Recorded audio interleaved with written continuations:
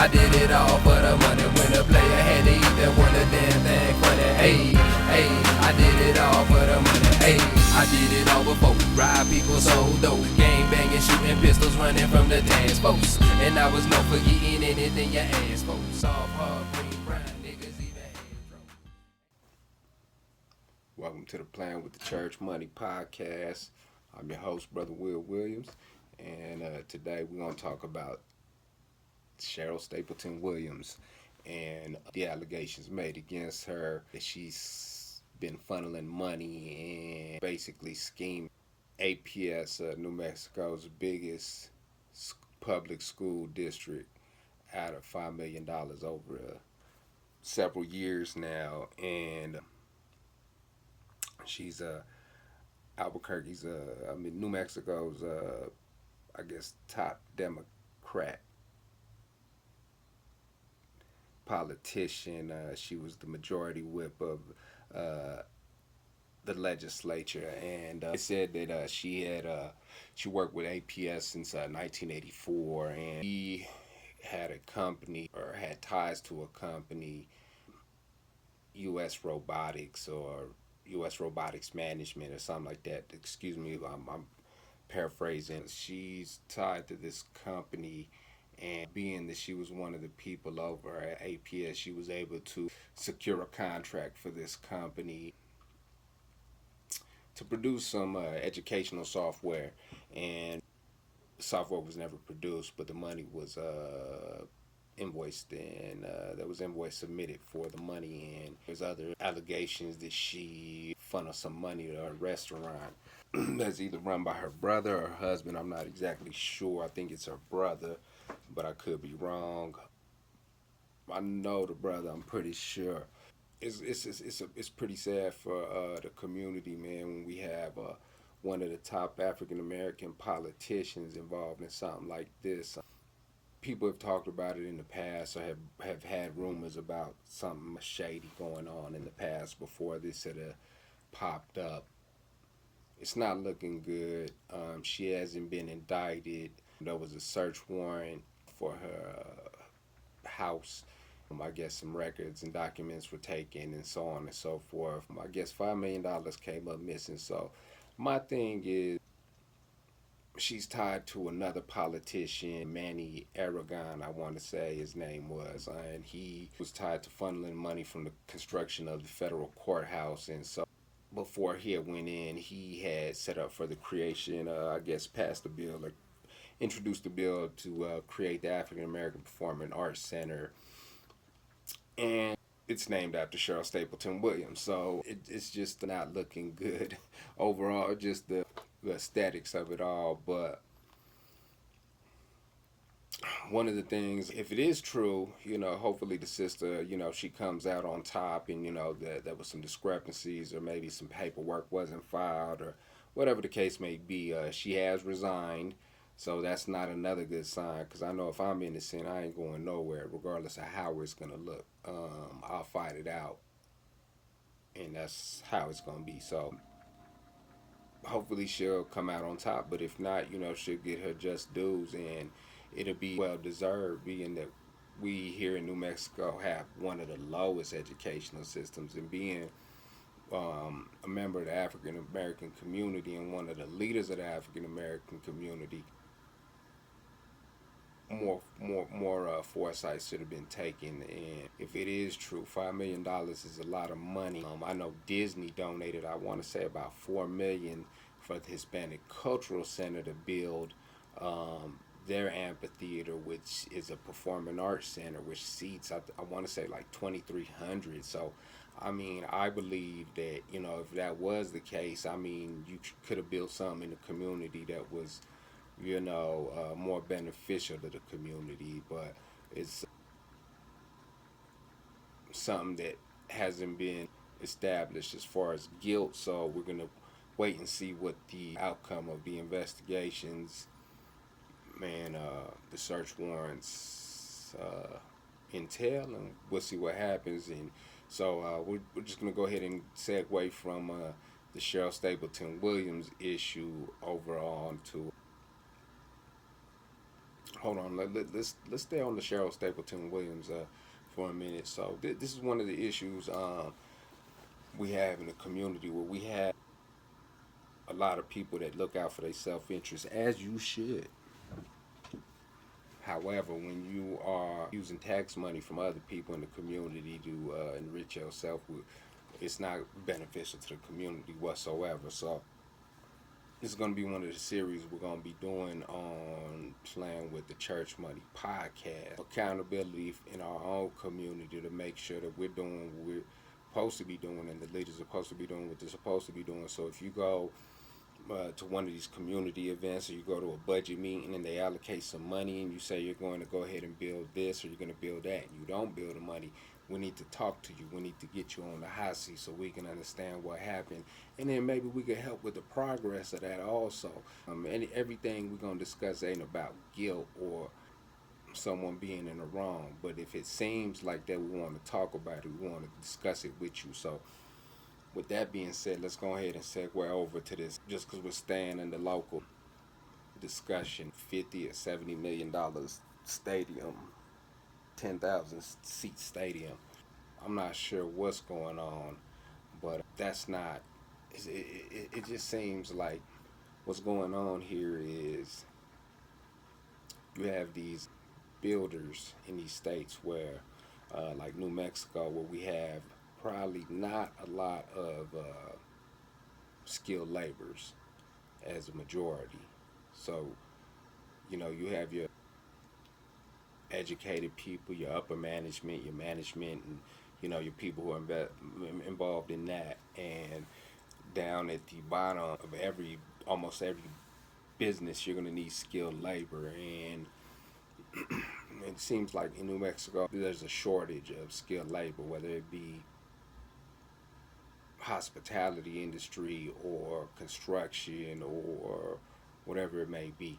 Now, there's not a shortage of jobs, but there's a shortage of skilled labor, it seems like. That's one of the things I noticed as a manager over the past 20 years. It's getting harder and harder to find skilled labor that you can actually depend on. And it seems like, from what I'm kind of seeing, is that you have a lot of these labor unions. They get these big contracts, and they're the ones who hold the pocket of these skilled laborers. But what it seems to be happening in my state is, our state, it's always said that we can't keep our workforce, that our young workforce always leaves because the jobs don't pay enough. So when I had to ask myself, so if the majority of the skilled labor and workforce is tied to the unions because they're the ones being awarded these jobs, why isn't the union paying more? I understand in investment into the pensions and stuff like that. Just like when Las Vegas was built, they needed money, and who they go to, who the mafia go to with the Teamsters and stuff like that, and they had the money on hand. So you got people paying dues, and they're being used basically by the union to gain political power, as far as they can deliver votes. And so the unions are powerful. At first, when I was younger, I didn't particularly like the unions. Then I kind of started liking the unions. I started saying some positive things about the unions as I got older. So then ran into somebody who worked for the union, and he was a young kid, I asked him what he was doing. He said, "Oh, I'm an electrician, I'm wiring, I'm an apprentice." I said, "Yeah, I'm getting paid $15 an hour." So I said, "Oh, you know how to do this, you know how to do that?" He said, "No, but I'm learning." So I said, "Okay. So what's the ratio from journeymen to apprentices on some of these job sites?" Just a question.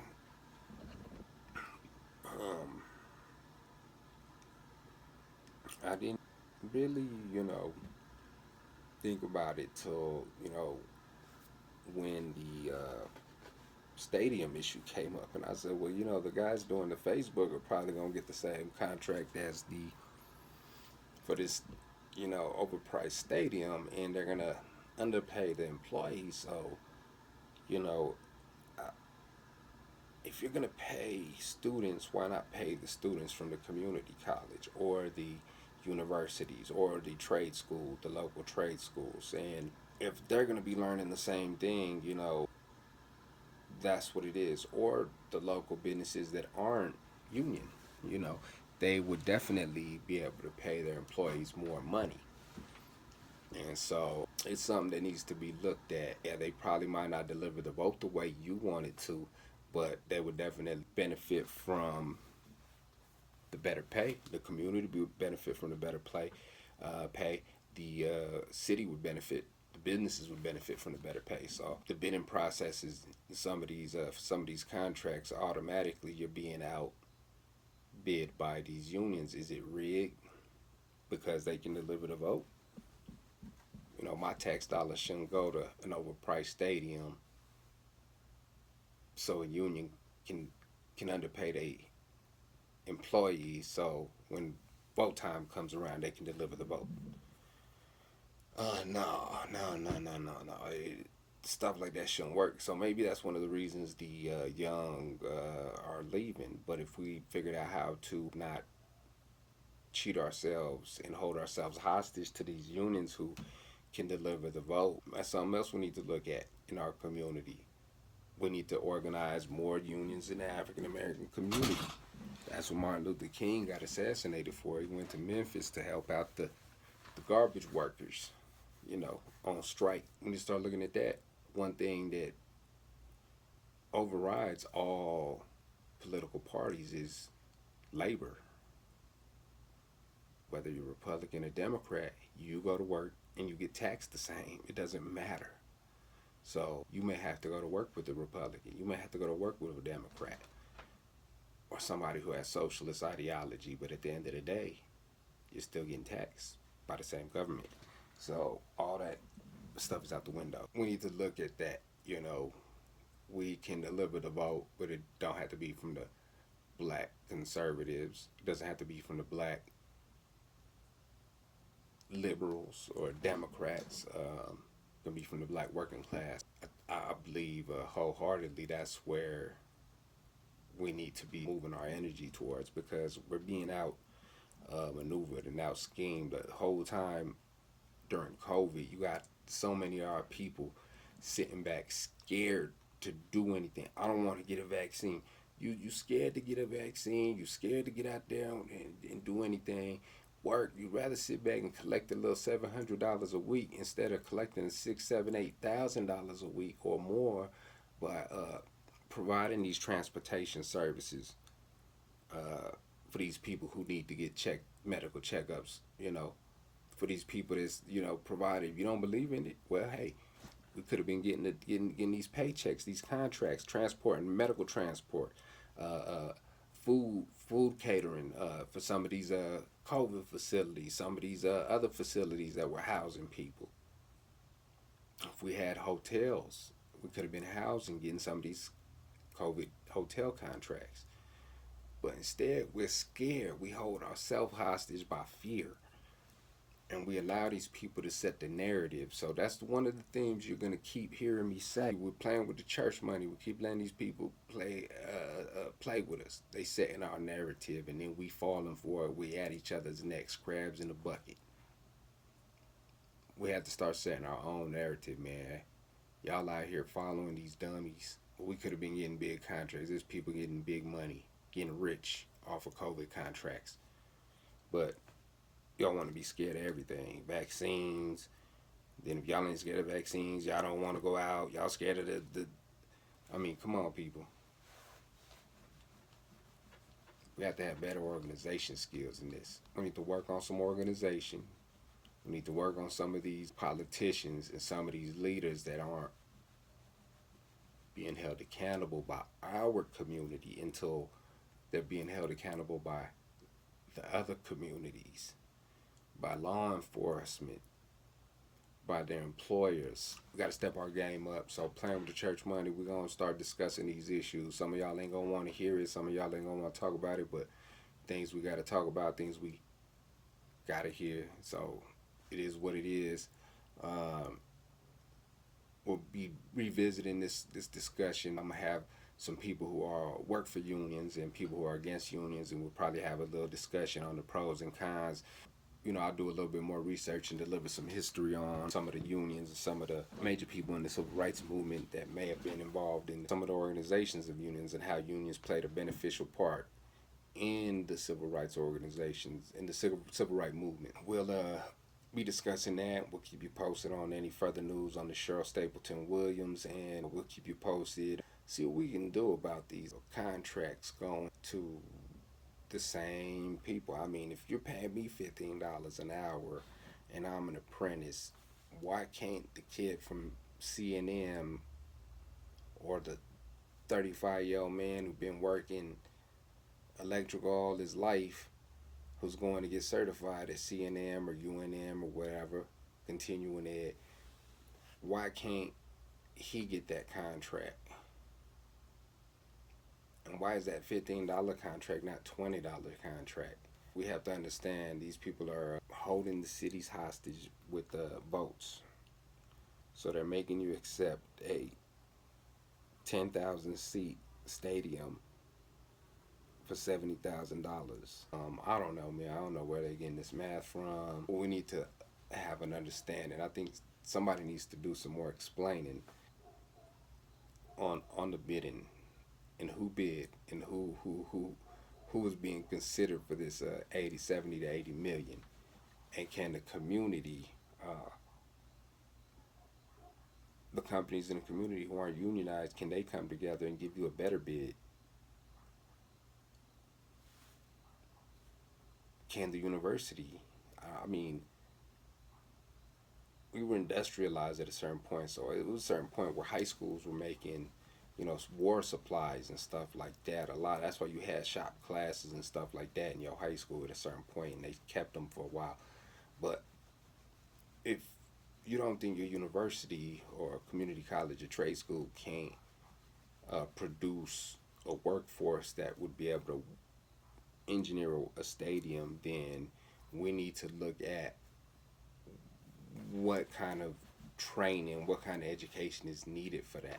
Because this is why our state is probably so stagnant and why our state can't get ahead. So if anybody wants to chime in, get at me, DM me, Playing with the Church Money Podcast on Facebook. That's how I see it, man. The math don't add up.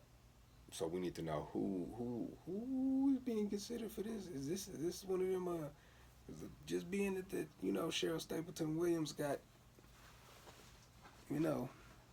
exposed, so called allegedly. I think this stadium contract bid company, union, whoever's getting it, we need to look at that. Same with this Avangard with the utility company. Ooh. Why is there a monopoly on the utility company in New Mexico, and why aren't our politicians trying to invest in local utilities? I mean, if you think about it, the vast stretch of the reservations probably are the only places in the state to get close to 300 days of sun a year. So you would think that these would be the solar panel fields out here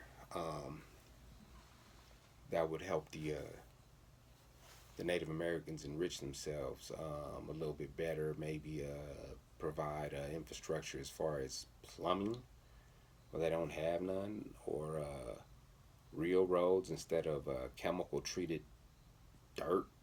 They're put on dirt roads so they don't turn muddy. The dirt still dries and blows in the wind, so you can ingest the chemicals and possibly develop cancer down the line. These are the things that no one wants to discuss, but we'll discuss them. We're gonna bring them up. We're gonna try to get at some politicians, discuss the state of just the terrible planning sometimes they got, and that goes for the Democrats or Republicans, because the Democrats are so, stuck on their ways, and the Republicans are so stuck in their ways that nothing gets done right. So, and this is a perfect example.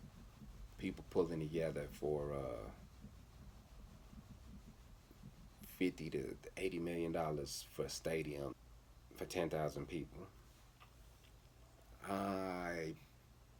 Somebody is election coming up. Somebody needs votes.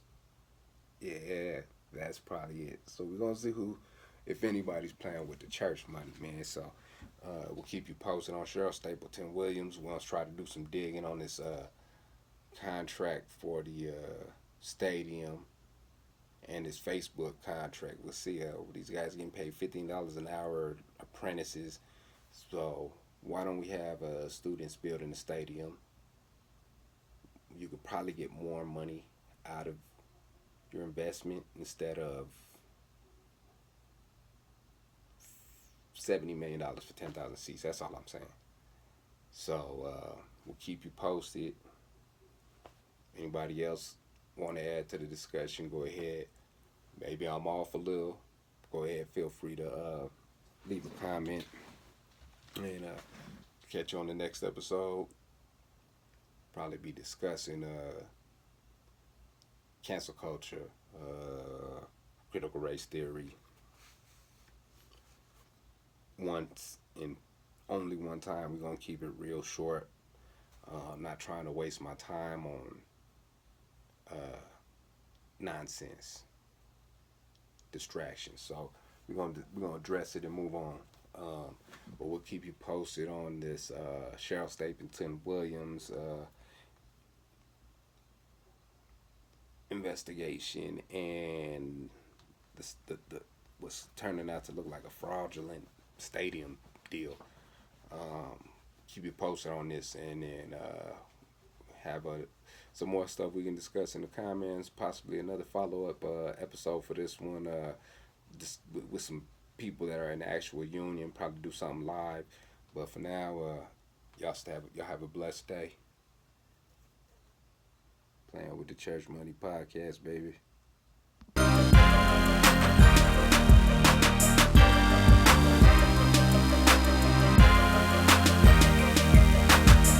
Hey, I did it all for the money. Hey, I did it all for the money. When a player had to eat, that one a damn thing funny. Hey, I did it all for the money. Hey, I did it all before. Ride people so dope. Gang banging, shooting pistols, running from the dance folks. And I was known for eating anything you asked for. Soft hard.